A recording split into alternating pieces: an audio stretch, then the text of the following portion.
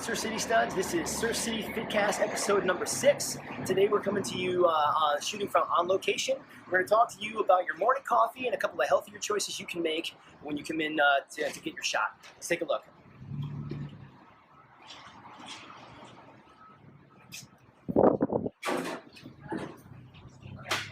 Today we want to go ahead and do something a little bit different. We're here at our local Starbucks. It's the closest one to us. We were talking a little bit about some healthier options, some healthier choices you can make when you come in for your morning interval. If you are a coffee nut, if you're a coffee house person, this might be a daily routine for you.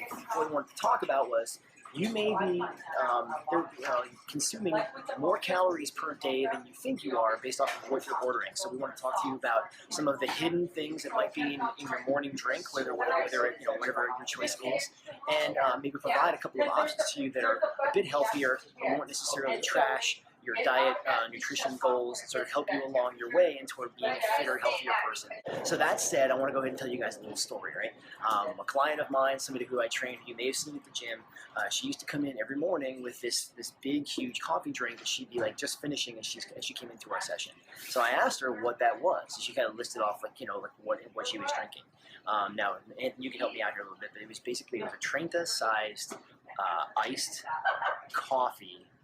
Like a couple shots of espresso, and then she'd add a couple of pumps of chai, and then a couple of pumps of vanilla, and then she'd put in some non-fat milk. And she thought that this was a very healthy choice, a very healthy option, for her morning coffee beverage. And I reminded her, hey, you realize that non-fat does not necessarily mean low calorie. Non-fat does mean non-fat, but anytime you see the words non-fat, what you're doing, you should imagine, you think to yourself, high sugar, because again, you take the fat out of something like milk, you take the fat out of anything like whether it's bread or whatever. The way they make that taste good is by upping the amount of sugar in it so that it still tastes pleasing to you.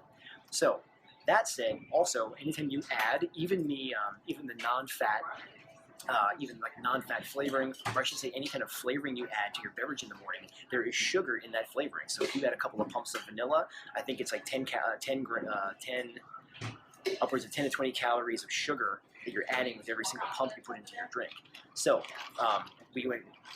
to finish that story, we went ahead and had her make a couple of tweaks to her beverage, and now she's consuming less calories per day that she didn't even know she was getting, and it's helping her along and slimming down and feeling good.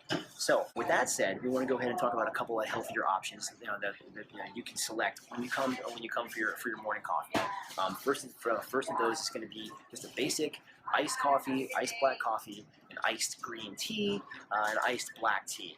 Again, all of this is going to, there's nothing in this except for what you see there. If you need to taste a little bit better, you can add a little bit of artificial sweetener. But I would even urge you against that, because again, artificial sweeteners, there's chemical stuff going on there that can lead toward food cravings later on in the day, especially when you combine it with caffeine. So espresso, doppio, americano, all black. These are all healthy options. Now, talking about people who can't do black coffee, something that Coach Anthony and I were just talking about was, if you're going to add anything to your coffee in terms of creamer or milk, we actually recommend that you do not go with the non-fat milk or the non-fat creamer, because there's still a high amount of sugar in that. We would encourage, if you're going to go ahead and add cream to your coffee, you go half and half, or you go full heavy cream. But just make sure you're not adding any sugar to that beverage. That fat, it's good healthy fat. It's your body's gonna burn that efficiently, and you're gonna burn that as fuel. But the thing is, as soon as you combine fat with sugar, basically you have 2 out of 3 ingredients that you need in order to make a muffin or like cupcake, right? So the idea is, you can keep the fat high, just keep the sugar low, or like no sugar whatsoever. So that said, hopefully this is helpful to you guys. Again, when you come on in, maybe sort of consider what it is that you're ordering when you come in the morning for your morning coffee. Maybe make a couple of healthier options. I guarantee these are still going to be refreshing. They're still going to be delicious to you, whether they're hot or iced. You're still going to get that jack of caffeine in the morning. You're still going to feel great. And again, you're not going to be consuming any extra calories and trashing your fitness goals as you move forward in your journey. Hopefully this is helpful to you guys. Once again, it's Coach Doug, Coach Anthony behind the camera. Thanks for your time, guys. We'll see you guys soon. For more info, tips, and tricks on running or anything else involved in your fitness, go to CrossFitSurfCityUSA.com.